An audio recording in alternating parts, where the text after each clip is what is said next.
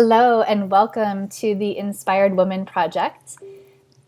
This is Mikki Kingrey and I'm here excited to be joining Megan Hale. Hi, Megan. Hi. Hi, welcome. So fun to have you here, and I'm excited to dig in and learn more about you and your story and what brought you into your purposeful work. Just so everybody knows, Megan is an enoughness coach and a soul alignment catalyst, which I love and can't wait to hear more about that. So Yes. I'd love to actually, jump right in with that and hear more about this work that you're doing in the world. Of course. So I think when everyone hears the word enoughness, one, it means something very different to everyone.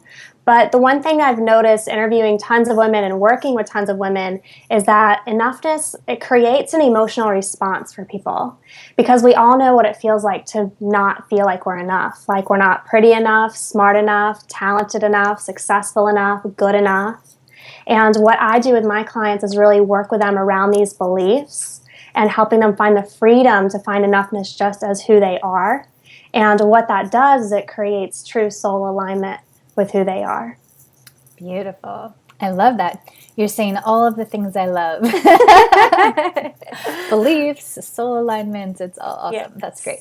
So tell me a little bit more about what was the path or the story that brought you to this place. And one of the things that I really love to dig into with people is hearing what were those moments where you made that change that created the shift, or what were the feelings that you were experiencing? You know, one thing that I tell people when I was working in my corporate job and I did not want to be there, I was eating chocolate on my way to work in the morning at 8 o'clock in the morning, right? Because medicating it, right? It was totally numbing everything out, right?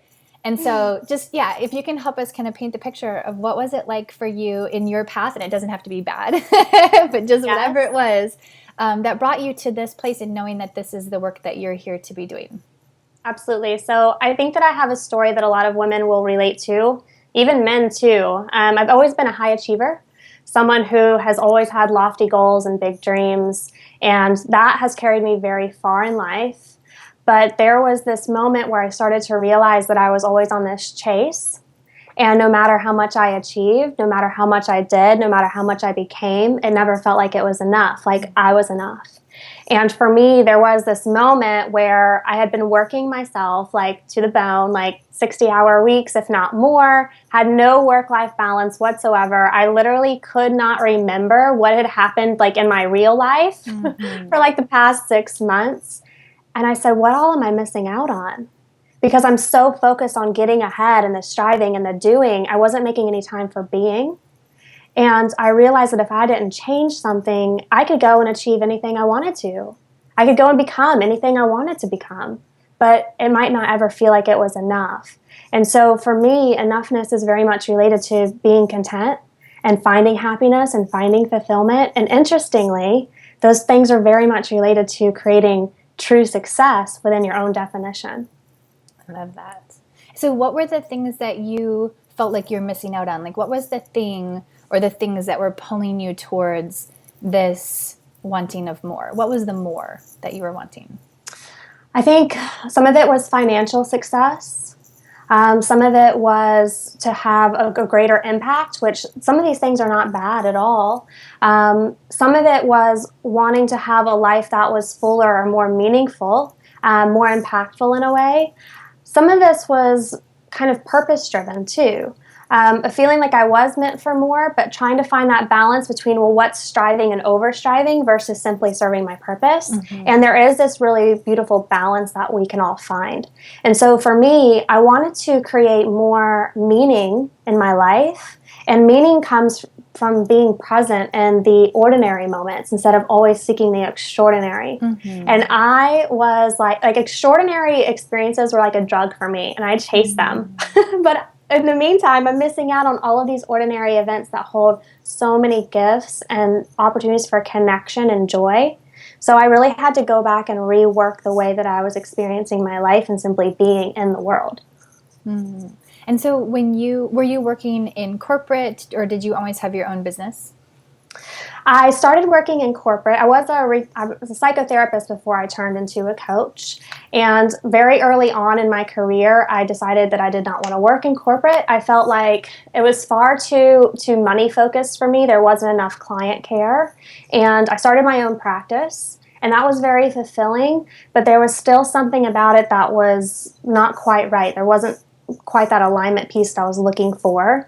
And what I started to notice that a lot of the women that were coming to me, they were having authenticity issues, not necessarily mental health issues. And that can very much camouflage itself as depression or anxiety when we're not aligned with our soul. And so I started noticing these patterns of the work that I was doing, and I said, this is it. This is the work. And that's when I started transitioning into coaching, and more specifically enoughness coaching, of helping women believe that they're enough, that they deserve the things that they desire, but also finding joy and contentment by embracing their more feminine qualities instead of always getting caught up in the doing and the striving and the producing.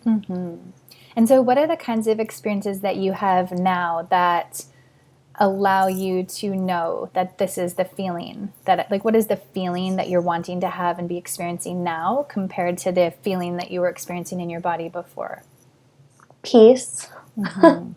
There's just a more settled feeling of being content more often and feeling really connected, not only to myself, but to the people that are in my life. My relationships have deepened immensely since doing my own enoughness work, and really believing in myself, the inner trust that has built by following my own path and doing things on my own terms and my own pace has really created a very nurturing, like, internal environment for me. And that, I mean, it all kind of comes back to love, really. As cliche as it might sound, but it's really creating this beautiful relationship with yourself. And when you have that, you just feel very supported in all ways. That's beautiful. So it sounds like before you were kind of chasing more of the big, feeling kind of experiences, and now settling into appreciating every moment. What are some of the things that you're seeing now that you weren't seeing for yourself before? The tiny things that, like in my marriage, for instance, the tiny things that my husband does to show me that he loves me that I totally missed before, because I was always focused on what he should be doing more of instead of what he was already doing. Of really being able to celebrate the small victories with my clients, that the small baby steps that they take are massive. It's not about always making these big, wild gestures in your life. It's about showing up consistently in small ways, of building that inner trust with yourself, being able to pay attention to the small moments, being able to just connect to, like, what's going on in my life, whether that be like with my pets or be with my friends, being just in the world, really. Sounds like really being present of each moment. Definitely. That's great. So you had also mentioned that your clients would come to you with things that were really disguised as authenticity issues, like depression and other things. What were some of the things that they would share with you that they were experiencing, that they, what was the reason why they were coming to you? One of the most common reasons was they were in unfulfilling relationships, unable to make a change or make a move. So whether that was becoming more assertive and asking for what they wanted, or ending a relationship that was toxic where they were not being treated the way that they deserved, they felt a lot of guilt about feeling like they wanted more. And they had a lot of trouble standing up for what they really wanted. Some of these women had never even asked themselves what they wanted. They have been living for so often other people and making other people happy that they have not really created a lot of space to ask themselves, well, what makes you happy? And so some of the work we did was sometimes like almost foreign, of me asking, well, what is it that you want? It's like, no one's ever asked me that before. And it's, when we don't ask ourselves those questions, it's hard for us to know our true self, because we're not spending time with it, of asking ourselves, what does my soul want from me? What am I here to do? What's fulfilling for me? And how do I deserve to be treated? What do I deserve? So when you find, I had that experience when I was coaching women around, parenting and things like that as well, that, not knowing what you want, it almost felt guilty to be able to look at what it was that they wanted, or self-indulgent, like there's just no time because they're caring for these other people and that's their priority. So when people decide to start looking at what it is that they want and they want to be able to start making that a priority, what are the things that they can do if they've never done that before? They don't even know where to begin with what they want. It depends on where they are. So for some women, it's learning how to say no. For others, it's learning how to say yes. So for women who are kind of over-obligate themselves, when they're people pleasers, or when they're kind of the over-functioners in most of their relationships, learning to say no and drawing that boundary is critical for them. Of saying, I'm not going to do that, I don't have the energy to do that, or this doesn't make me feel good. That's really crucial. But for other women, when they are, so used to, like they're kind of stuck in their ways and they feel like they have it all together and it's very important to them to have it all together, they need to say yes to more experiences that get them out of their comfort zone so they can go and experience more things and that they don't have to do it this one way. All the ways are available to them, and that's when they start to kind of explore their power and their creativity and their inspiration and their passion, and it just opens these women up.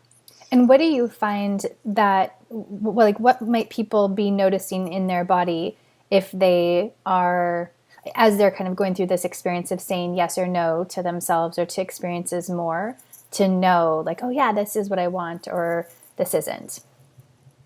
So I think that there's a certain skill between learning how to discern between fear and intuition, and it's a very subtle thing, a very subtle difference.